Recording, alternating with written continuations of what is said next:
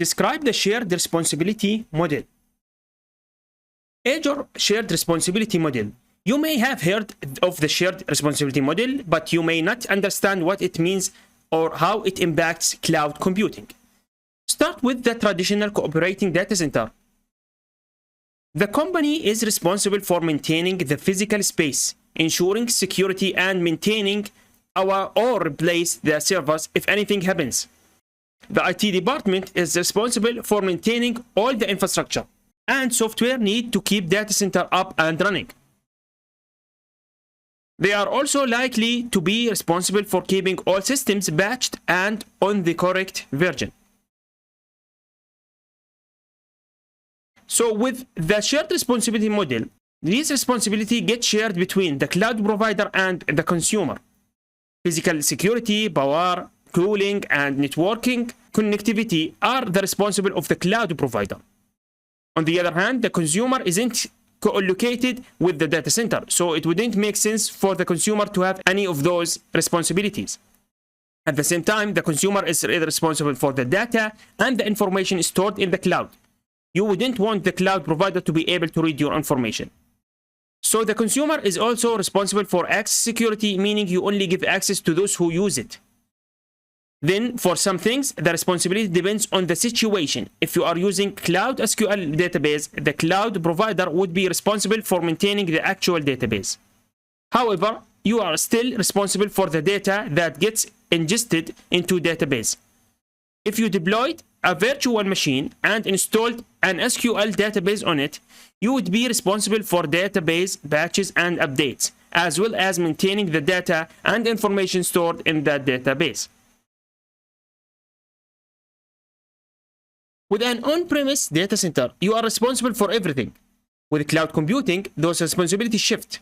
The shared responsibility model is heavily tied into the cloud service types. Covered later in this course, infrastructure as a service, IaaS, platform as service, PaaS, and software as service, SaaS. IaaS, or infrastructure as a service, places the most responsibility on the consumers, with the cloud provider being responsible for the basics of physical security, power, and connectivity. On the other hand of the spectrum, SaaS places most of the responsibility with the cloud provider. PaaS, being middle ground between IaaS and SaaS, rests somewhere in the middle and eventually and evenly distributes the responsibilities between cloud provider and the consumer. The following diagram highlights how the shared responsibility model informs who is responsible for what, depending on the cloud service type. Okay? So here you can see that the responsibility, here we have the Microsoft, we have the customer, we have, this means shared. All right? Now the responsibility always retained by the customer. Here you can see that the responsibility, information and data, devices and mobile PC, accounts and identity. So for information data here, you can see for the SaaS, it is for the customer. For PaaS, it is the customer. Everything here, you can see that everything here for is responsible on the customer. It is the customer's responsibility. But on the other hand, here, if you can see that responsibility varies by type. So for example, identity and directory infrastructure, you can see for the SaaS, it is shared. For the PaaS, it is shared. IaaS and on-premise, no, it is on the customer.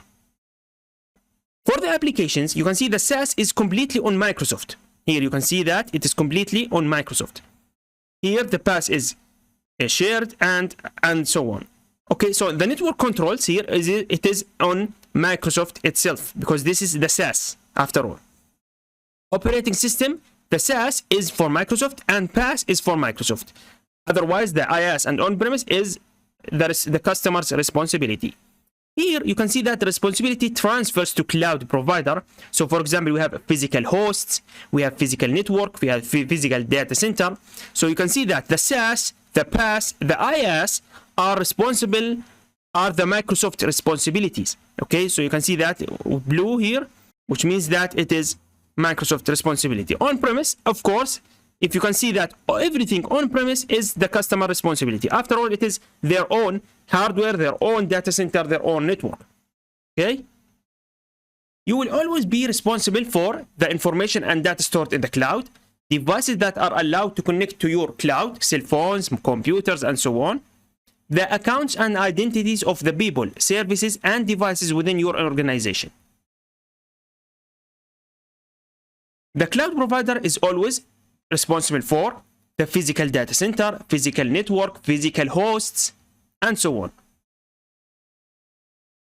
Your service model will determine responsibility for things like operating systems, network controls, applications, identity and infrastructure, and so on. Thanks for watching.